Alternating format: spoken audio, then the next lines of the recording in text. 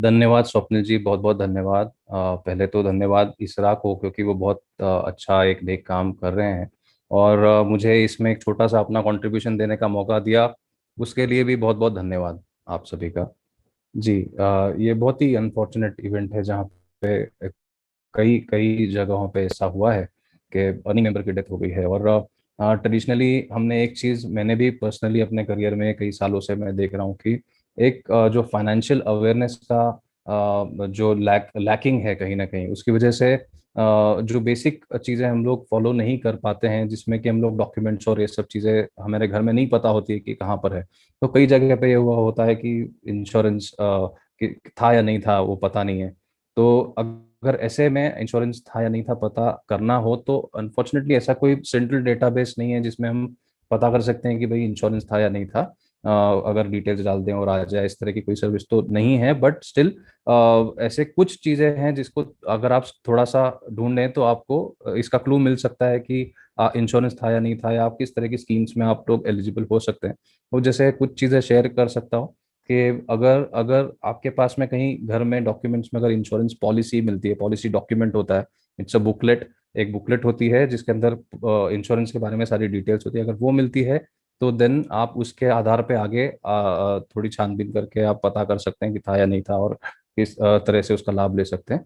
और अगर वो नहीं मिलता है या वो नहीं अवेलेबल है, तो कुछ और तरीके होते हैं, जैसे बैंक स्टेटमेंट, अगर आप पिछले कुछ समय का या साल 2 साल का बैंक स्टेटमेंट निकालें, उसमें अगर आपको इंश्योरेंस प्रीमियम का कहीं डेबिट दिखता है, नरेशन के अंदर आपको इंश्योरेंस कंपनी का नाम दिखाई देता है, तो उस इंश्योरेंस कंपनी से आप कांटेक्ट करके और आगे की प्रोसेस कर सकते हैं।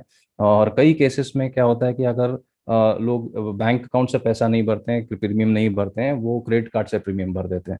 तो क्रेडिट कार्ड का स्टेटमेंट भी अगर आप साल 2 साल का निकालेंगे तो आपको शायद पता चल सकता है कि इसमें कोई इंश्योरेंस प्रीमियम गया था या नहीं गया था।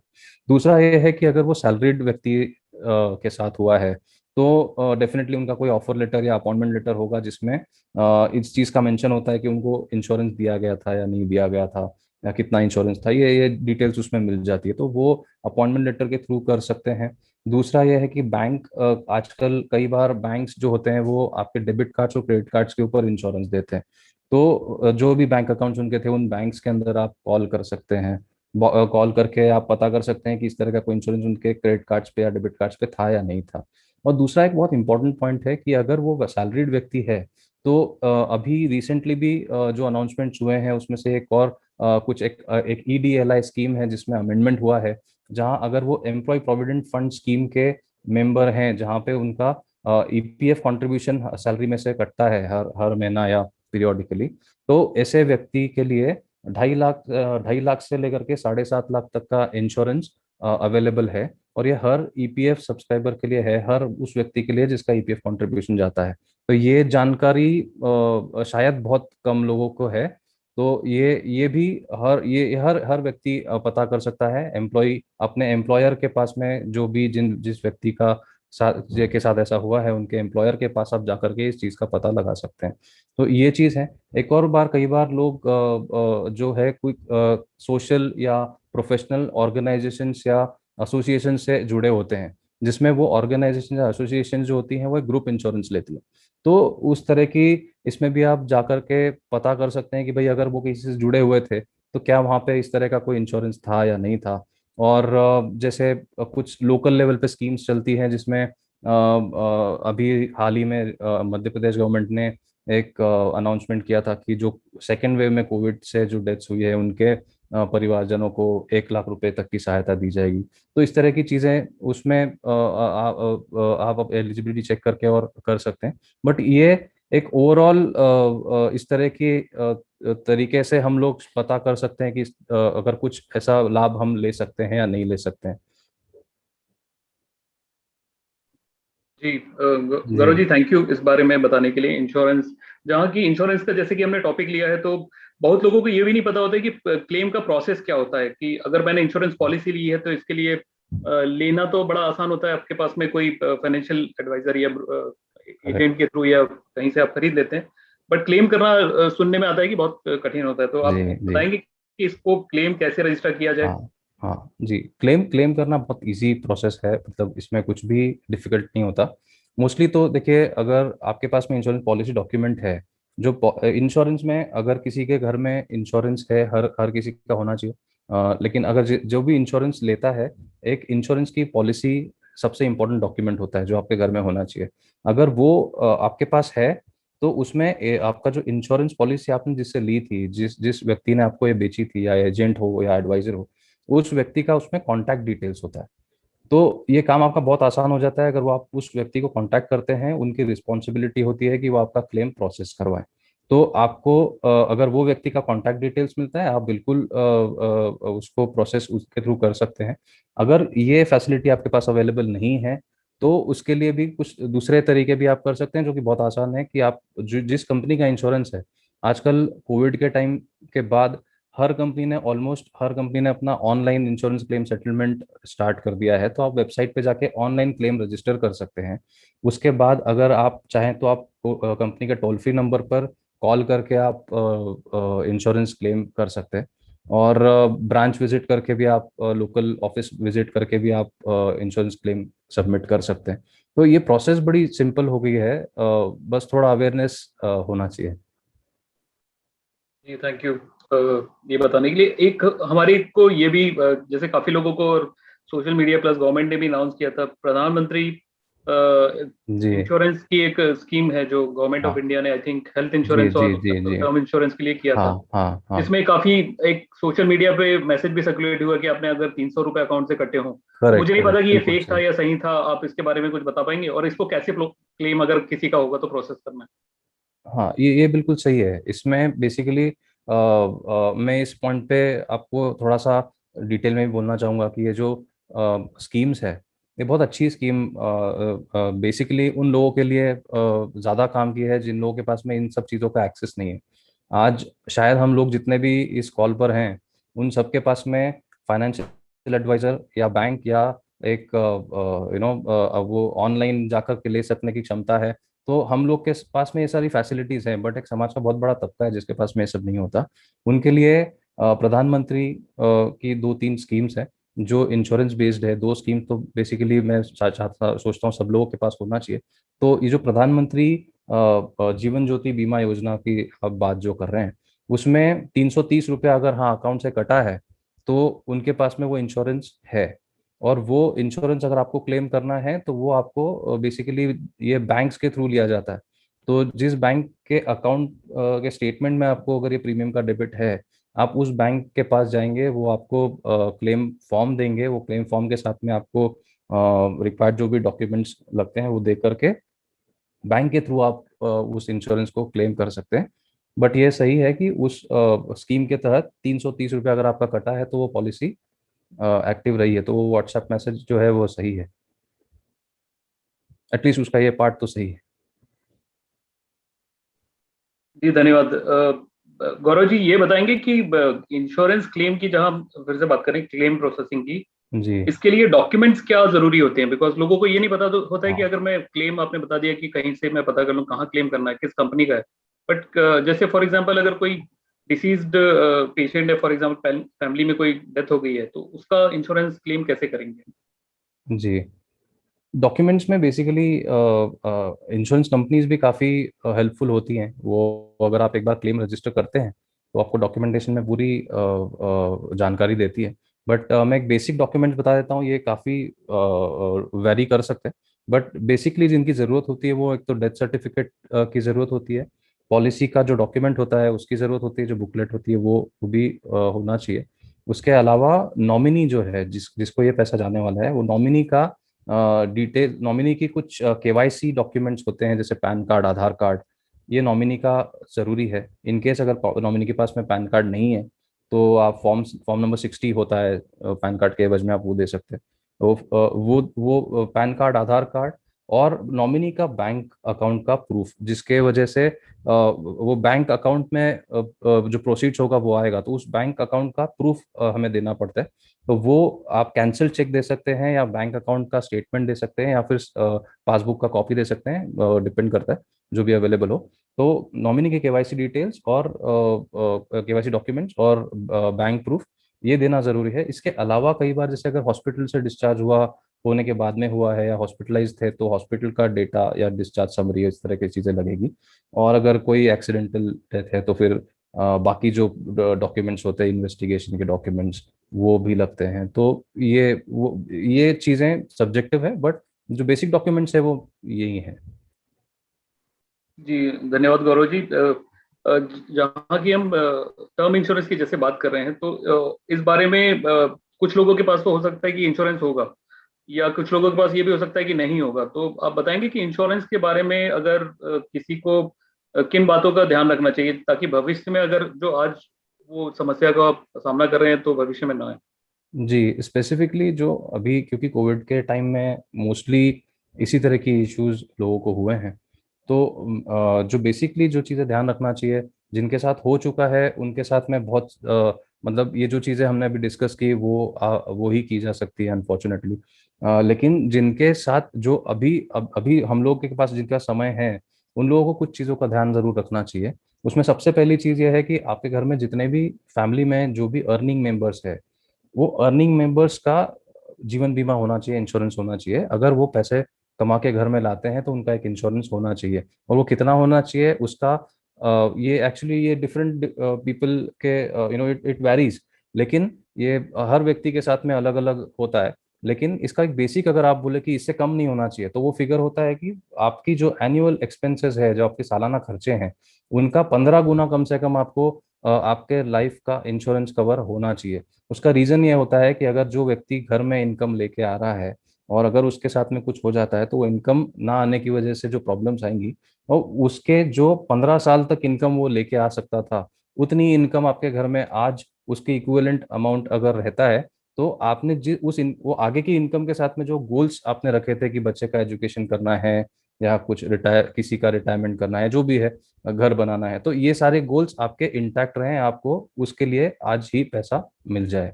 तो 15 गुना आपका इंश्योरेंस होना चाहिए। ये एक फिगर होता है, बट अब और डिपेंड करता है। जैसे अब किसी के पास में लोन है तो ये जरूरी है कि आपका लोन जितना है उतने लोन का इंश्योरेंस आपका होना बहुत जरूरी है। क्योंकि अगर आपने अगर लोन अमाउंट का कवरेज नहीं लिया है या लोन अमाउंट जितना इंश्योरेंस नहीं लिया है, तो वो बर्डन आपके ना होते हुए फैमिली पर आ सकता है। और ये कोई भी नहीं चाहेगा कि लाइबिलिटी पास ऑन करके जाए। राइट, तो ये कभी नहीं होना चाहिए। तो इंश्योरेंस उतना तो आपका होना ही चाहिए जितना आपका लोन है। दूसरी एक इम्पॉर्टेंट चीज जो मैंने ऑब्जर्व की है, ये कई जगह पे नहीं होती है, कि अगर लोन लिया है और उसमें दो होल्डर्स है, मतलब अगर जॉइंट नेम से हो, अगर वो लोन लिया हुआ है, जॉइंट एप्लीकेंट है, तो उसमें दोनों का इंश्योरेंस होना चाहिए। अगर एक का है तो बहुत बड़ी प्रॉब्लम हो सकती है। हमने कुछ केसेस ऐसे रिसेंटली देखे थे जहाँ पे जिस व्यक्ति जो सेकंड एप्लीकेंट था, जिसने लोन नहीं लिया था, उसके साथ अगर कुछ हो गया तो जो पूरा बर्डन था वो एक व्यक्ति पर आ गया, तो वो बहुत ही गलत चीज हो जाती है। तो अगर आपने कोई जॉइंट नेम पे लोन लिया हुआ है तो आपको दोनों का इंश्योरेंस कवर होना चाहिए। तो ये कुछ चीजें बेसिक है इंश्योरेंस के इसमें। और अगर एक और चीज आपको एक बताना चाहूंगा कि अगर आप इस तरह का इंश्योरेंस कवरेज अपना लेना चाहते हैं तो आपको मोस्टली ये टर्म इंश्योरेंस होता है जिसके थ्रू आपको लेना चाहिए। तो आप टर्म इंश्योरेंस के थ्रू ये चीज ले सकते हैं। और अगर अगर इसमें एक छोटा सा पॉइंट और ऐड करूंगा कि अगर कोई सेल्फ एम्प्लॉयड है तो वो इस तरह के टर्म इंश्योरेंस की पॉलिसीज जो है वो MWPA एक्ट के थ्रू भी ले सकता है, that is married women's property act. ये एक एक्ट है जिसके थ्रू आप जो इंश्योरेंस की प्रोसीड्स आपके नॉमिनी को आने वाली है, वो प्रोसीड्स को आप सुरक्षित रख सकते हैं। उसके ऊपर किसी और का हक नहीं होगा कभी भी। क्रेडिटर्स हो गया या फिर कोई आपकी अगर कहीं इस तरह की लाइबिलिटीज हैं या टैक्स लाइबिलिटीज है, तो वो आपका जो नॉमिनी का है भविष्य वो सेफ रहेगा। तो अगर आप लेते हैं तो इस चीज का ध्यान रखना चाहिए कि आप उसको उसका कोई एक्स्ट्रा कॉस्ट नहीं होता। आप उस पॉलिसी को MWPA एक्ट के अंदर ले सकते हैं, या जिससे भी आप लेंगे उसको आप ये इच्छा जाहिर कर सकते हैं, वो आपकी मदद उसमें कर देंगे। तो ये चीजें आप कर सकते हैं। दूसरी चीजें ये है कि हर व्यक्ति को फैमिली में पता होना चाहिए कि फैमिली के जो भी डॉक्यूमेंट्स है, इंपॉर्टेंट डॉक्यूमेंट्स है, वो कहाँ रखे हैं। राइट, जो इंश्योरेंस पॉलिसी है वो कहाँ रखी है। अगर मेरे पास इंश्योरेंस पॉलिसी है तो मुझे पता हो या ना पता हो कि वो कहाँ रखी है, इससे कुछ फर्क नहीं पड़ता, लेकिन मेरे फैमिली को पता होना चाहिए कि वो इंश्योरेंस पॉलिसी कहाँ रखी है। तो ये चीजें, मेडिक्लेम पॉलिसी हर किसी को पता होना चाहिए कि कहाँ पर है। तो ये सारी आपके पैन कार्ड्स, आपकी आधार कार्ड्स, इसका एक पूरा लिस्ट होना चाहिए। और ये सारी चीजें आपकी एक पर्टिकुलर जगह पे होना चाहिए जो सबको पता हो। तो ये बेसिक चीजें हैं जो हमेशा फॉलो करना चाहिए, बट कोविड के टाइम में हमें कुछ लाइव एग्जांपल्स के द्वारा हमें ये सीख मिल गई है, ऐसा बोल सकते हैं। तो ये बेसिकली एक चीज़ है। और इंश्योरेंस के अलावा भी एक हर इन्वेस्टमेंट के लिए एक और पॉइंट मुझे भी ध्यान आया कि कई जगह पे ऐसा देखा था कि लोग नॉमिनेशन को रिव्यू नहीं करते हैं कई बार, है ना। नॉमिनेशन अगर हमने एक बार कर लिया, जैसे अगर कुछ किसी की नई जॉब लगी है तो उसकी शादी उस समय नहीं हुई है, उसने नॉमिनेशन में हर जगह प्रोविडेंट फंड अकाउंट में या जो भी इन्वेस्टमेंट्स किए, इंश्योरेंस लिए हैं, उसमें पेरेंट्स को नॉमिनेशन में रखा, और कई साल वो इन्वेस्टमेंट्स वैसे ही चलते हैं, कोई देखता नहीं है। उसके बाद में इन केस अनफॉर्चुनेटली अगर पेरेंट्स नहीं रहे, उस व्यक्ति की शादी हो गई, बच्चे हो गए, रिस्पॉन्सिबिलिटीज बदल गई, डिपेंडेंट्स बदल गए, उसके बाद अगर उस व्यक्ति को कुछ होता है और नॉमिनेशन रिविजिट नहीं किए हुए हैं और उसमें अगर कोई चेंजेस नहीं किए हुए हैं, तो ऐसे में उनको भी बहुत दिक्कत आने का चांस होता है, क्योंकि वो ट्रांसमिशन फिर इजी नहीं होता। तो ये जरूर करना चाहिए कि हर थोड़े दिन में आपको अपने नॉमिनेशंस भी, अगर कोई भी लाइफ में इवेंट होता है, शादी होती है तब आपको नॉमिनेशन रिविजिट करना चाहिए, बच्चा होता है तब नॉमिनेशन रिविजिट करना चाहिए, या अनफॉर्चुनेट कोई इवेंट होता है तब आपको नॉमिनेशन रिविजिट करना चाहिए। तो ये बेसिक चीजें हैं जो अपने को हमेशा ध्यान रखना चाहिए मेरे हिसाब से।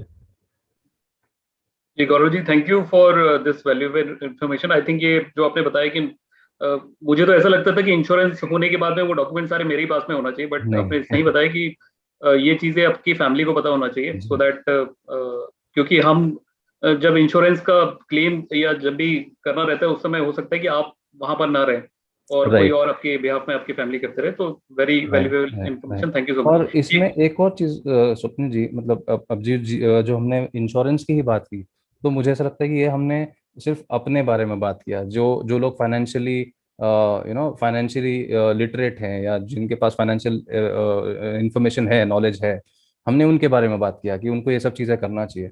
बट उसी के साथ साथ मुझे हमेशा ये लगता है कि हमारी एक और रिस्पॉन्सिबिलिटी सोशल होती है, जिसका उल्लेख आपने अभी पिछले पॉइंट में किया था, प्रधानमंत्री जीवन बीमा योजना के बारे में आपने पूछा था। तो मुझे ऐसा लगता है कि गवर्नमेंट ने फाइनेंशियली इंडिपेंडेंट बनाने के लिए लोगों को जो स्कीम्स दी हैं, उसमें से कुछ एक 3 स्कीम्स है जिसको मुझे ऐसा लगता है कि हर व्यक्ति के पास होना चाहिए। हर व्यक्ति एज इन वो व्यक्ति नहीं, जो जो हम लोग इस कॉल पे हैं, शायद हमें उन सब की जरूरत ना हो, लेकिन ऐसा बहुत बड़ा समाज का तबका है जिसके पास में ये इन्फॉर्मेशन नहीं है, उसके पास में एक्सेस नहीं है, उसके पास में बैंकिंग का भी प्रॉपर एक्सेस नहीं होता है, वो बैंक में जाने से भी डरता है। तो ऐसे ऐसे जो वल्नरेबल लोग हैं जिनसे हम सब्जी लेते हैं, जो हमारे घर में ड्राइवर्स है या कोई हमारे घर में मेड है, तो इस तरह के ऑफिस बॉय, हम हमारे ऑफिस में कोई काम करता है, तो ऐसे जो समाज का जो तबका है जिससे हम इंटरेक्ट करते हैं, लेकिन हम उनसे कभी हमें उनके फाइनेंशियल्स के बारे में बात नहीं करते, राइट। तो मुझे ऐसा लगता है कि एक ये पॉइंट मैं ऐड करना चाहूंगा कि उन लोगों के लिए 3 स्कीम्स ऐसी मुझे लगता है कि जिसका उल्लेख मैंने देखा इसरा के साइट पर भी है। तो ये हमें अपफ्रंटली जाके उन लोगों से बात करना चाहिए और उन लोगों को इंश्योर करना चाहिए कि उनके पास ये हो। पहला तो ये है प्रधानमंत्री जीवन बीमा, जीवन ज्योति बीमा योजना। ये बेसिकली एक लाइफ इंश्योरेंस है उन लोगों के लिए जिनको फाइनेंशियल वर्ल्ड का एक्सेस नहीं है, इन डायरेक्ट डायरेक्ट एक्सेस नहीं है। तो उन लोगों के लिए ये पब्लिक सेक्टर बैंक में जाकर के ये बीमा ले सकते हैं। ये इसमें 330 रुपये साल का प्रीमियम आता है और 2 लाख रुपए का उनको इंश्योरेंस मिलता है। तो अब आप देखिए कि अगर उस कैटेगरी का व्यक्ति जिसका जो फाइनेंशियली इतना साउंड नहीं है, अगर उसको एक 2 लाख रुपए का इंश्योरेंस मिल रहा है और वो 330 रुपये की एनुअल कॉस्ट पे मिल रहा है, तो बिल्कुल उसे लेना चाहिए, क्योंकि अगर उसको कुछ हो जाता है तो उसकी फैमिली को वो अमाउंट मिलके बहुत बड़ी मदद हो सकती है। उसके अलावा हम देखते हैं कई लोग एक्सीडेंट्स में गुजर जाते हैं, तो एक प्रधानमंत्री जीवन सुरक्षा योजना भी है। उस उसके अंतर्गत आपको सिर्फ 12 रुपए की प्रीमियम देनी है, साल में 12 रुपए की प्रीमियम, और 2 लाख रुपए का एक्सीडेंटल इंश्योरेंस सब लोग उन लोगों को मिलता है। तो उस केस में क्या होता है कि अगर ऐसे कोई व्यक्ति हैं जिनका रास्ते चलता एक्सीडेंट हो गया और उनके फैमिली में उनके अलावा कोई देखने वाला नहीं है, ऐसी फैमिली को 2 लाख रुपए मिलना, मुझे लगता है कि उनके लिए बहुत बड़ा फाइनेंशियल सपोर्ट होता है। तो ये तो हो गई इंश्योरेंस वाली बात। और जब हम अपने लिए बात करते हैं, हम बहुत बातें करते हैं कि हम लोग को पेंशन मिलेगी आगे जाके, या हम लोग रिटायरमेंट होगा तब हम इस तरह से पैसे विड्रॉ करेंगे, ये सब चीज़ें। लेकिन उनके लिए ये सब चीज़ें नहीं होती है। तो उनके लिए भी एक, मुझे लगता है, अटल पेंशन योजना एक बहुत अच्छी योजना है जो हमें उन तक पहुंचानी चाहिए, जिसमें एज के हिसाब से 40 साल तक का व्यक्ति उसमें एंटर कर सकता है। और 60 साल तक वो लोग हर महीना कुछ ना कुछ, एक उसका एक ग्रिड बना हुआ है, उसके बेसिस पे बहुत कम प्रीमियम होता है, वो हर साल आपको कंट्रीब्यूट करना है। वो कंट्रीब्यूशन आपको 60 साल के बाद में लाइफ टाइम पेंशन देता है। और वो व्यक्ति के ना रहते हुए वो पेंशन उसके स्पाउस को, वाइफ या हस्बैंड को चालू हो जाती है। उनके भी ना रहने के बाद में वो जो अमाउंट बचता है वो उनके फैमिली के नॉमिनी को चला जाता है।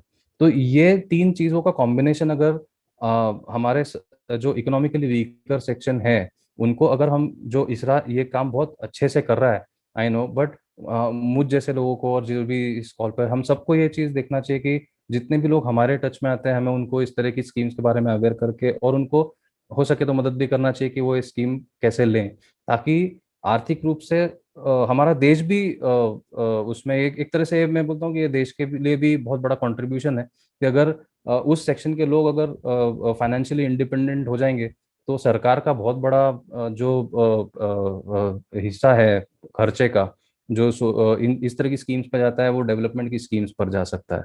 तो ये एक पॉइंट मुझे ऐड करना था, सॉरी उसमें थोड़ा ज़्यादा लंबा समय ले लिया मैंने, बट ये एक पॉइंट इंश्योरेंस से रिलेटेड था और उन उस पर्टिकुलर सेक्शन के लिए।